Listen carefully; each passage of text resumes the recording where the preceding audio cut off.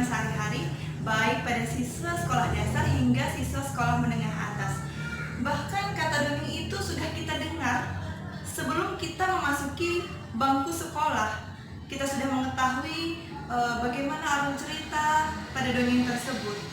Nah, pada video ini pertama saya akan menjelaskan mengenai pengertian dari dongeng. Nah, dongeng itu merupakan bentuk sastra lama yang menceritakan hal-hal fiksi atau tidak nyata atau hal yang tidak benar terjadi atau belum pasti terjadi. Ya, dongeng itu merupakan suatu cerita tradisional karena dia secara turun-temurun dongeng itu tetap selalu ada dan hingga saat ini eksistensinya tetap dikenal oleh masyarakat banyak. Nah, fungsi dari dongeng tersebut adalah sebagai hiburan atau bahkan kita dapat memetik nilai-nilai moral atau nilai etika yang terdapat pada dongeng. Bisa jadi kita ambil sebagai sebuah nasihat baik secara tersirat maupun tersurat. Baik, selanjutnya saya akan menjelaskan tentang jenis-jenis dari dongeng itu sendiri. Nah, di sini ada 5 jenis-jenis dari dongeng. Yang pertama ada mite, di mana mite merupakan dongeng yang menceritakan mengenai hal-hal gaib atau makhluk-makhluk halus. Misalnya seperti cerita dewa-dewi, cerita hantu, cerita makhluk halus. Nah, contohnya itu seperti cerita Nyi Roro Kidul. Itu kita tidak tahu karena itu kita tidak tahu. Semua dikembalikan kepada kepercayaan masing-masing. Itu merupakan hal yang gaib. Nah, kemudian ada cerita dewa-dewi. Nah, ini yang kedua ada sage. Sage ini merupakan dongeng yang menceritakan tentang kesaktian seseorang atau menceritakan seorang pahlawan. Nah, jika di Indonesia sering kita dengar cerita Jaka Tarub, si Jaka Tingkir. Nah, kalau di luar negeri seperti di India kita sering mendengar cerita Mahabharata. Nah, itulah dia sage. Kemudian ada legenda. Legenda pasti sangat sering kita dengar. Di sini legenda adalah dongeng yang menceritakan mengenai asal-usul suatu tempat atau asal-usul suatu benda, asal mula terjadinya lah.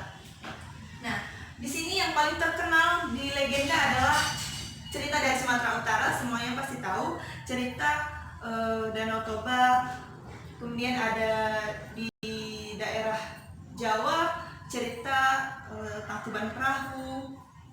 Nah, itulah dia. Ada fabel. Fabel ini merupakan dongeng yang menceritakan tentang kehidupan hewan yang layaknya seperti manusia.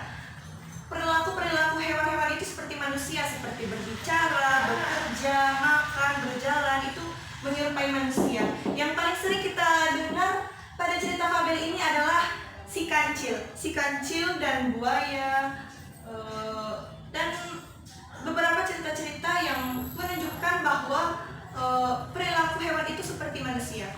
Kemudian ada parabel. Nah, parabel ini merupakan cerita dongeng yang menceritakan yang membuat perumpamaan-perumpamaan atau kiasan-kiasan dengan tujuan untuk sebagai nasihat, sebagai sindiran.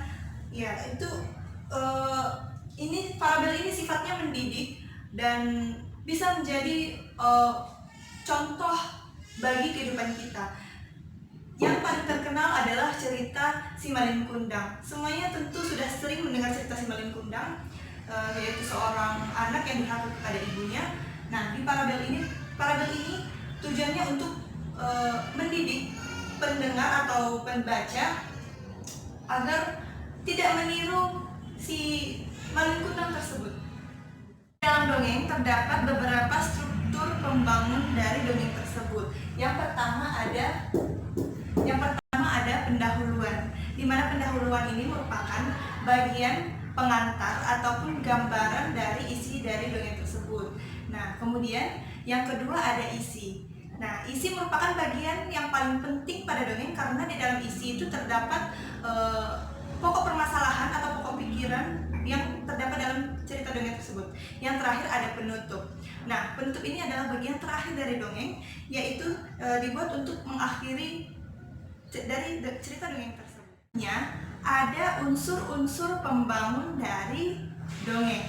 Yang pertama ada unsur intrinsik atau unsur dari dalam. Nah, yang kedua ada unsur ekstrinsik atau unsur dari luar cerita dongeng tersebut. Nah, yang pertama unsur intrinsik. Unsur intrinsik itu terdiri dari tema yang merupakan pokok dari merupakan gagasan atau pokok pikiran dari dongeng tersebut. Yang kedua alur. Nah, alur ini merupakan rangkaian jalan cerita yang terdapat dalam dongeng. Yang ketiga ada penokohan. Nah, penokohan ini terdiri dari tokoh dan watak. Misalkan satu tokoh, misalnya Siman Kundang, wataknya adalah antagonis. Sudut pandang. Sudut pandang merupakan bagaimana posisi pengarang dalam suatu cerita tersebut. Yang terakhir ada amanat. Nah, amanat merupakan pesan yang disampaikan oleh penulis, oleh pengarang kepada pembaca atau pendengarnya. Nah, yang selanjutnya ada unsur ekstrinsik atau unsur dari luar, di mana unsur ekstrinsik ini adalah unsur yang melatar belakangi atau mempengaruhi si pengarang ini, latar belakang penulisnya. Misalnya kondisi sosial, kondisi ekonomi, politik, sosial, dan budaya.